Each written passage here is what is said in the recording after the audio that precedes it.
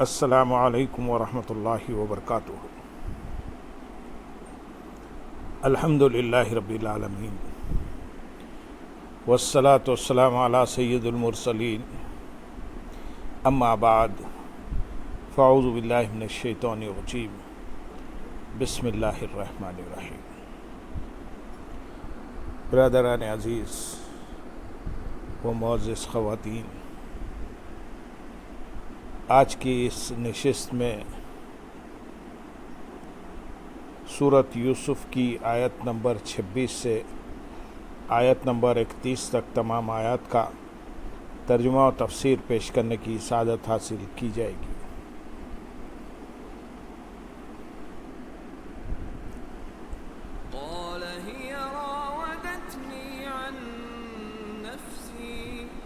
وشهد شاهد من أهلها إن كان قميصه قد من قبل فصدقت وهو من الكاذبين وإن كان قميصه قد من دبر فكذبت وهو من الصادقين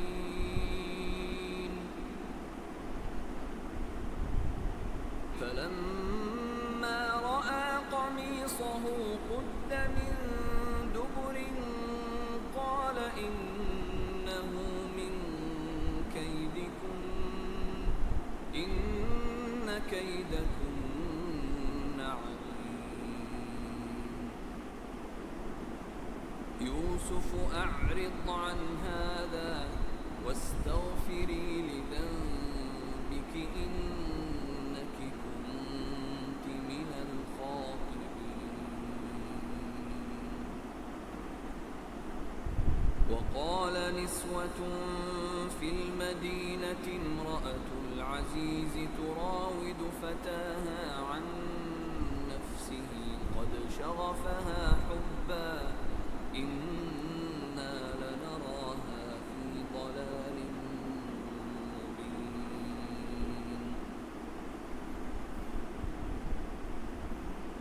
فلما سمعت بمكرهن أرسلت إليهن وأعتدت لهن متكئا وآتت كل واحدة منهن سكينا وقالت اخرج عليهن فلما رأينه أكبرنه وقطعن أيديهن وقلن حاش لله ما هذا بشرا إن هذا إلا ملك كريم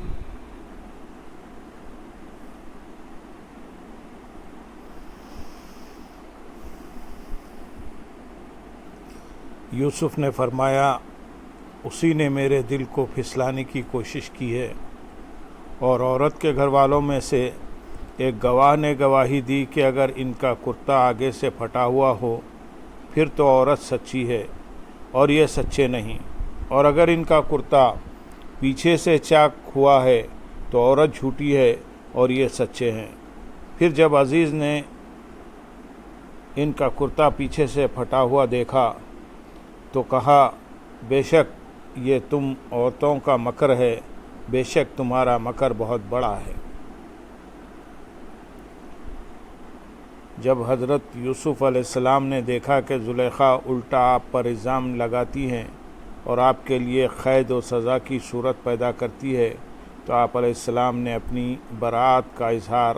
اور حقیقت حال کا بیان ضروری سمجھا اور فرمایا، یہ مجھ سے برے فعل کی طلبگار ہوئی تو میں نے اس سے انکار کیا اور میں بھاگا۔ عزیز نے کہا، اس بات پر کس طرح یقین کیا جائے؟ حضرت یوسف علیہ السلام نے فرمایا کہ اس گھر میں ایک 4 مہینے کا بچہ جھولے میں ہے جو زلیخا کے ماموں کا لڑکا ہے، اس سے دریافت کرنا چاہیے۔ عزیز نے کہا کہ 4 مہینے کا بچہ کیا جانے اور کیسے بولے؟ حضرت یوسف علیہ السلام نے فرمایا کہ اللہ تعالیٰ اس کو گویائی دینے اور اس سے میری بے گناہی کی شہادت ادا کر دینے پر قادر ہے۔ عزیز نے اس بچے سے دریافت کیا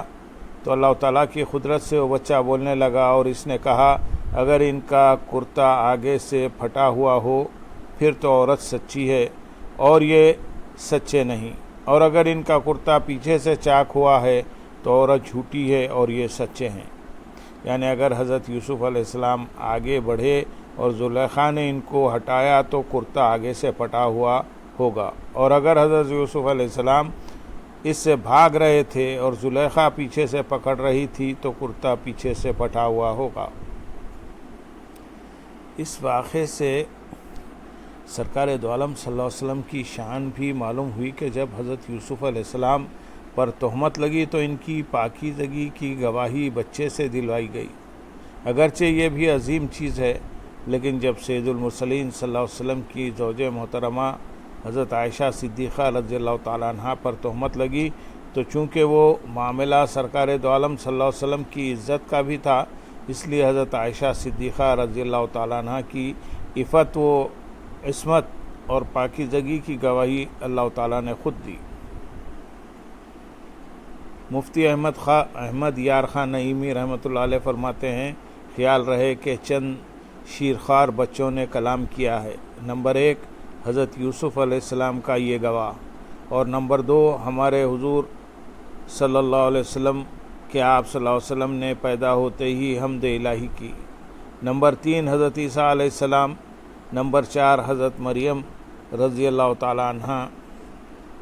نمبر 5 حضرت یحییٰ علیہ السلام۔ نمبر 6 حضرت ابراہیم علیہ السلام۔ نمبر 7 اس عورت کا بچہ جس پر زنا کی تہمت لگائی گئی تھی اور وہ بے گناہ تھی۔ نمبر 8 خندق والی مصیبت زدہ عورت کا بچہ یعنی اصحاب اخدود۔ نمبر 9 حضرت آسیہ رضی اللہ تعالیٰ عنہ کی کنگھی کرنے والی کا بچہ۔ نمبر 10 مبارک یمامہ جس نے پیدا ہوتے ہی سرکار دو عالم صلی اللہ علیہ وسلم کے حکم سے گواہی دی۔ نمبر 11 جریج راہب کی گواہی دینے والا بچہ۔ پھر جب عزیز نے ان کا کرتا پیچھے سے پھٹا ہوا دیکھا،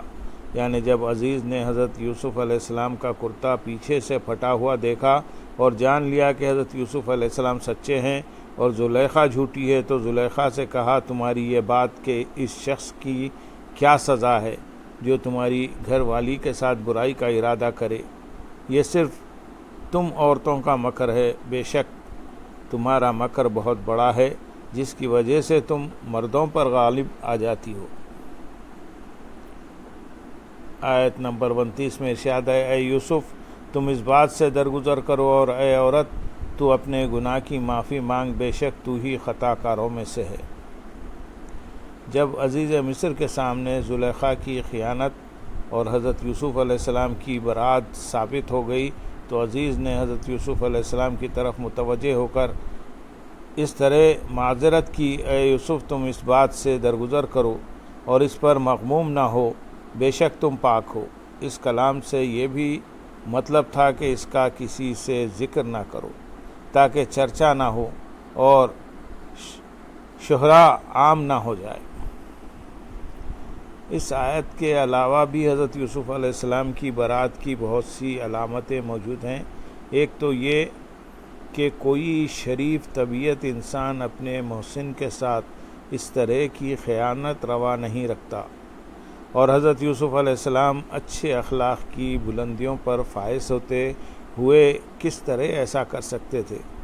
دوسری یہ کہ دیکھنے والوں نے آپ کو بھاگتے آتے دیکھا، اور طالب کی یہ شان نہیں ہوتی بلکہ وہ در پہ ہوتا ہے، آگے نہیں بھاگتا۔ بھاگتا وہی ہے جو کسی بات پر مجبور کیا جائے اور وہ اسے گوارا نہ کرے۔ تیسری یہ کہ عورت نے انتہا درجے کا سنگار کیا تھا اور وہ غیر معمولی زیب و زینت کی حالت میں تھی۔ اس سے معلوم ہوتا ہے کہ رغبت و اہتمام محض اس کی طرف سے تھا۔ چوتھی یہ کہ حضرت یوسف علیہ السلام کا تقویٰ و طہارت جو ایک دراز مدت تک دیکھا جا چکا تھا، اس سے آپ کی طرف ایسے برے فعل کی نسبت کس طرح قابل اعتبار نہیں ہو سکتی، کسی طرح قابل اعتبار نہیں ہو سکتی تھی۔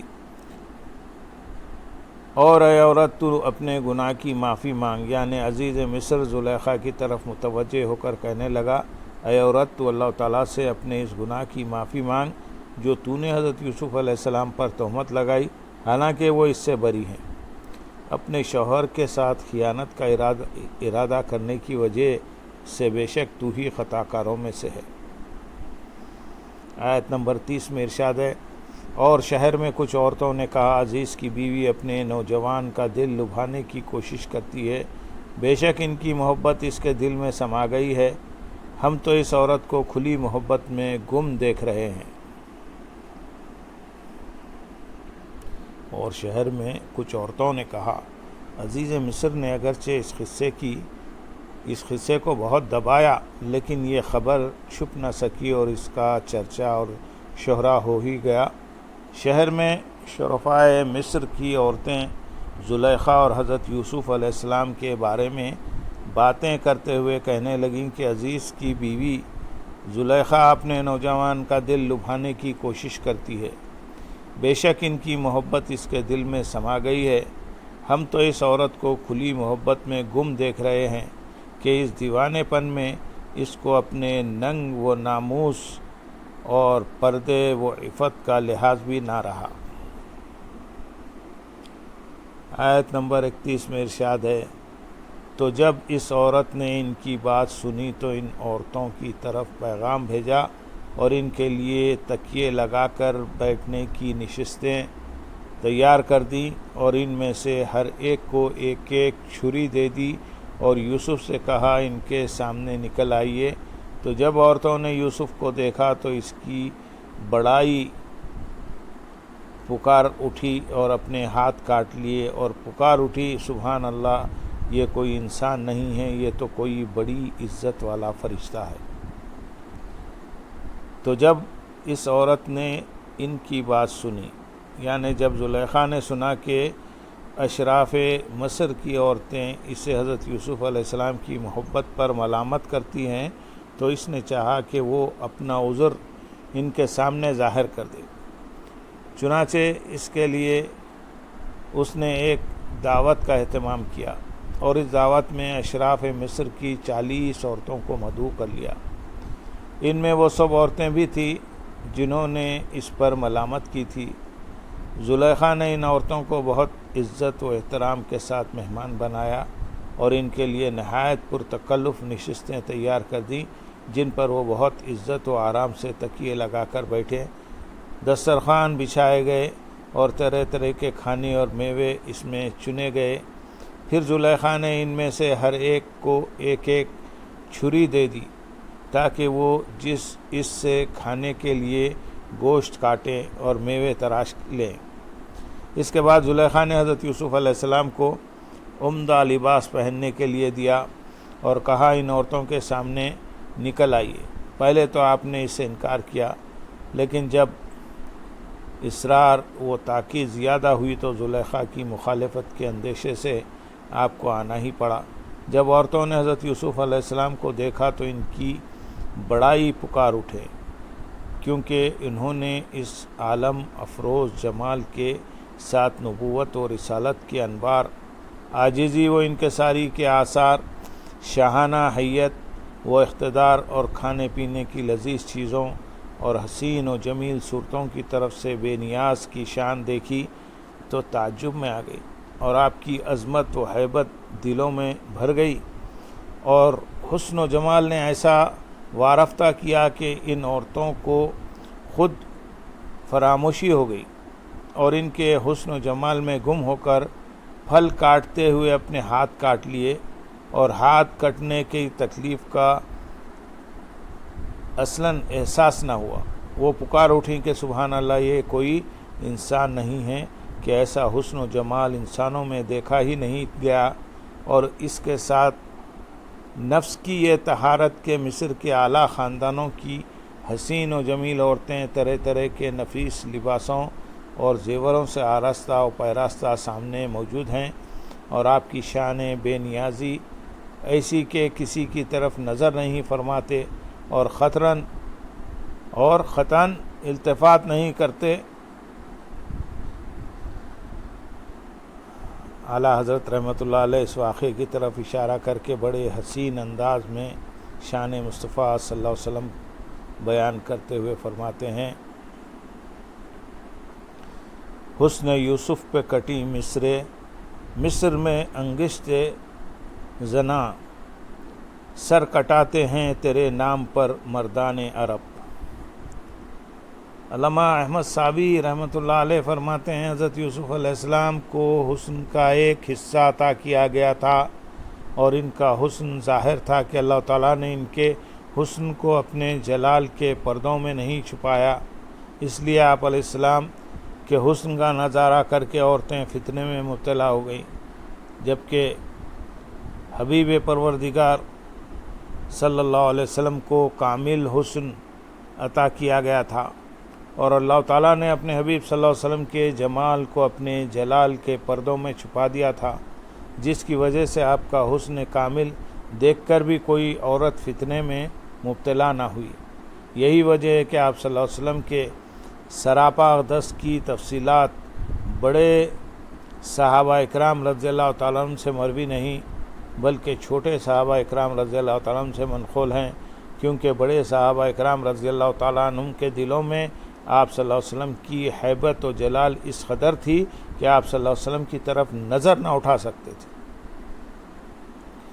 اللہم صلی علی سیدنا محمد وعلی آل سیدنا محمد وبارک وسلم وآخر دعوانا الحمدللہ رب العالمین۔